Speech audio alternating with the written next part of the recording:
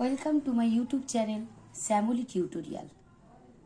আজ অষ্টম শ্রেণীর প্রিয় ছাত্রছাত্রীদের জন্য ভাষা চর্চা বিষয়ের ৩য় নম্বর অধ্যায়টি থেকে কিছু গুরুত্বপূর্ণ প্রশ্ন উত্তর আজকে তোমাদের দেব। এই বাক্যের ভাব ও রূপান্তরের সমস্ত প্রশ্ন উত্তরগুলো আমি যথাযথভাবে করে দেওয়ার চেষ্টা করেছি। আশা করি তোমাদের ভালো লাগবে। যদি ভালো লাগে তাহলে লাইক ও কমেন্টস করো, আর যারা আমার চ্যানেলে নতুন প্লিজ চ্যানেলটি সাবস্ক্রাইব করে বেল আইকনটি প্রেস করে দিও। চলো শুরু করা যাক। প্রথম প্রশ্ন দিয়েছি, প্যারা ল্যাঙ্গুয়েজ বা প্রায় ভাষা বলতে কি বোঝো? উত্তর হবে, মনের ভাব বোঝানোর জন্য আমরা যখন হাত, মুখ, মাথা, কাঁধ প্রভৃতি অঙ্গ নেড়ে নানা রকম ভঙ্গি করি, ওই ভঙ্গিগুলিকেই প্যারা ল্যাঙ্গুয়েজ বা প্রায় ভাষা বলা হয়। পরের প্রশ্ন, বাক্যের অর্থভিত্তিক প্রকারভেদ। এই প্রকারভেদটিকে আমি ছকের সাহায্যে দিয়েছি।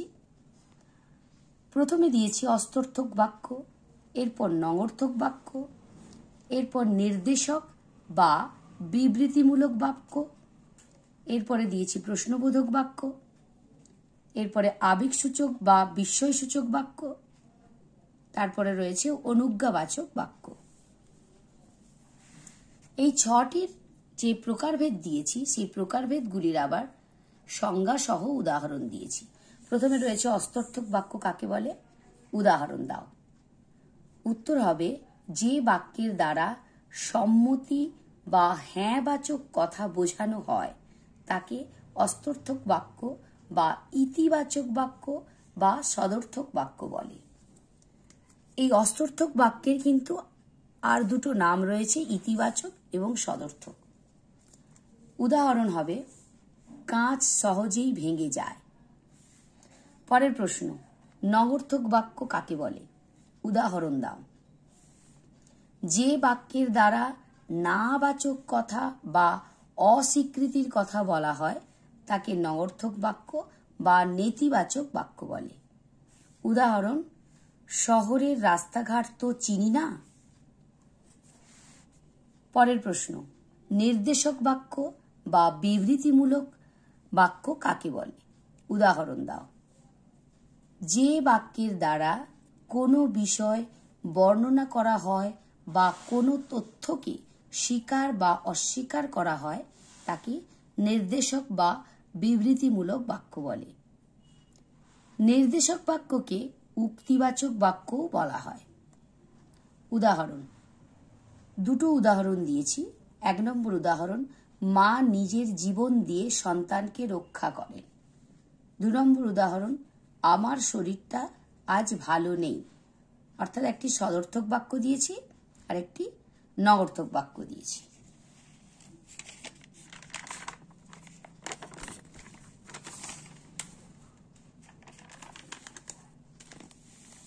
প্রশ্নবোধক বাক্য কাকে বলে? উদাহরণ দাও। যে বাক্যের দ্বারা কোনো প্রশ্ন জিজ্ঞাসা করা হয় তাকে প্রশ্নবোধক বাক্য বলে। উদাহরণ, তোমার শরীর এখন কেমন আছে? এরপরে প্রশ্নবোধক বাক্যের প্রকারভেদ। প্রকাশের উপর ভিত্তি করে প্রশ্নবোধক বাক্যকে প্রধানত 2 ভাগে ভাগ করা হয়, যথা 1 নম্বরে ক প্রশ্ন বা WH প্রশ্ন, WH কোয়েশ্চেন্স। 2 নম্বর হ্যাঁ বা না প্রশ্ন। তাহলে ক প্রশ্ন বা WH কোয়েশ্চেন্স কাকে বলে? উদাহরণ দাও। ক প্রশ্ন বা WH কোয়েশ্চেন কাকে বলে না, বাংলায় ক দিয়ে যে প্রশ্ন তৈরি করা হয় এবং ইংরেজিতে WH দিয়ে যে প্রশ্ন তৈরি করা হয় তাকে ক প্রশ্ন বা WH কোয়েশ্চেন্স বলা হয়। ক প্রশ্ন বা WH কোয়েশ্চেন্স গুলি হলো, ক দিয়ে যেমন কি, আর ইংলিশে হবে হোয়াট, কেন ইংলিশে হোয়াই, কারা হু, কোথায় হোয়ার, কখন হোয়েন প্রভৃতি। উদাহরণ, তোমার নাম কি? ইংলিশে দিয়েছি হোয়াট ইজ ইয়োর নেম। এটা দিতে পারো অথবা না দিলেও চলে। কোথায় গিয়েছিলে? Where did you go. এরপরে 2 নম্বর, হ্যাঁ বা না প্রশ্ন কাকে বলে? উদাহরণ দাও। হ্যাঁ বা না প্রশ্ন কাকে বলে? না যে সমস্ত প্রশ্নের উত্তর হ্যাঁ বা নাতে দেওয়া সম্ভব হয় সেই প্রশ্নবোধক বাক্যগুলিকে হ্যাঁ বা না বাচক প্রশ্ন বলে। উদাহরণ, এখন খাবে কি? এই প্রশ্নের উত্তর হ্যাঁ অথবা নাতে হবে, তাই এটি হ্যাঁ বা না বাচক প্রশ্ন। পরের প্রশ্ন, লগ্ন প্রশ্ন কাকে বলে? উদাহরণ দাও। কথ্য বিষয়ে সমর্থন আদায়ের জন্য যে লেজুর প্রশ্ন ব্যবহার করা হয় তাকেই লগ্ন প্রশ্ন বলা হয়। এই যে উদাহরণ, আর একটু চাই, তাই তো? এই যে লেজুরটা যোগ করা হয়েছে। পরের উদাহরণ, কাল আবার এসো, কেমন? এই যে এই লেজুর প্রশ্নগুলো যোগ করা হয়েছে, একে তাই লগ্ন প্রশ্ন বলা হয়। পরের প্রশ্ন, সামাজিক আলাপচারিতার প্রশ্ন কি? উদাহরণ দাও। সৌজন্য প্রকাশ করার জন্য যেসব প্রশ্ন করা হয় তাকে সামাজিক আলাপচারিতার প্রশ্ন বলা হয়। উদাহরণ, ভালো আছেন তো? কি বাজারে চললেন? এরপরে প্রতিস্পর্ধামূলক প্রশ্ন কাকে বলে? উদাহরণ দাও। যে প্রশ্নের মধ্য দিয়ে বক্তার প্রতিস্পর্ধী ভাবটি প্রকাশ পায় তাকে প্রতিস্পর্ধামূলক প্রশ্ন বলে। উদাহরণ, কই দেখি কি লিখেছ? পরের প্রশ্ন, আমি কি ডরাই সখী ভিখারি রাঘবে? এরপরে এখানে প্রশ্নবোধক বাক্যগুলো শেষ হয়ে গেল। এরপরে রয়েছে আবেগসূচক বাক্য কাকে বলে? উদাহরণ দাও। যে বাকি কি লিখেছ? পরের প্রশ্ন, আমি কি ডরাই সখী ভিখারি রাঘবে? এরপরে এখানে প্রশ্নবোধক বাক্যগুলো শেষ হয়ে গেল। এরপরে রয়েছে আবেগসূচক বাক্য কাকে বলে? উদাহরণ দাও। যে বাক্যে সুখ, দুঃখ, আনন্দ, ক্রোধ, উৎসাহ, ভয়, বিস্ময়, বিরক্তি ইত্যাদি কোনো একটি আবেগ প্রকাশিত হয় তাকে বলে আবেগসূচক বা বিস্ময়বোধক বাক্য। আবেগসূচক বাক্য অস্তর্থক ও নগর্থক উভয়ই হতে পারে। উদাহরণ, আহ কি আরাম, এটা যেমন আনন্দ প্রকাশ করতে এই আবেগসূচক বাক্যটি ব্যবহার হয়। এরপরে ছি কি অন্যায় আচরণ, এটি ঘৃণা প্রকাশ করতে এই ধরনের বাক্য ব্যবহার হয়। এরপরে পরের প্রশ্ন এবং শেষ প্রশ্ন, অনুজ্ঞাবাচক বাক্য কাকে বলে? উদাহরণ দাও।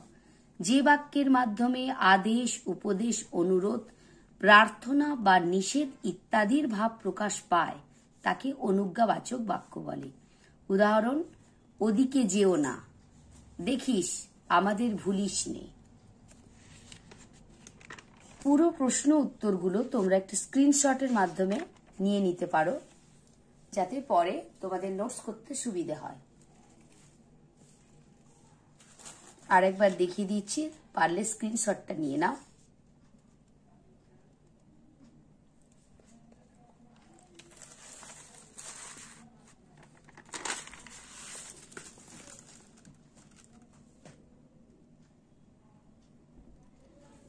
স্ক্রিনশট নিয়ে রেখে দাও, তোমাদের কাজে লাগবে। এই চ্যাপ্টার থেকে যতগুলো প্রশ্ন হয় মোটামুটি সমস্ত প্রশ্নগুলোই আমি কভার করার চেষ্টা করেছি, এর বাইরে আর কিছু আসবে না।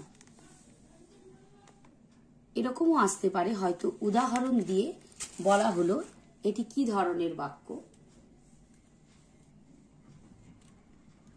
আশা করি তোমাদের ভিডিওটি ভালো লেগেছে। যদি ভালো লেগে থাকে তাহলে প্লিজ লাইক ও কমেন্টস করো। তোমাদের লাইক ও কমেন্টস আমাকে পরের ভিডিও করতে অনেক বেশি ইন্সপায়ার করে। এরপরে দেখা হচ্ছে পরের ভিডিওতে। আজকের মতো এখানেই শেষ করলাম। টাটা।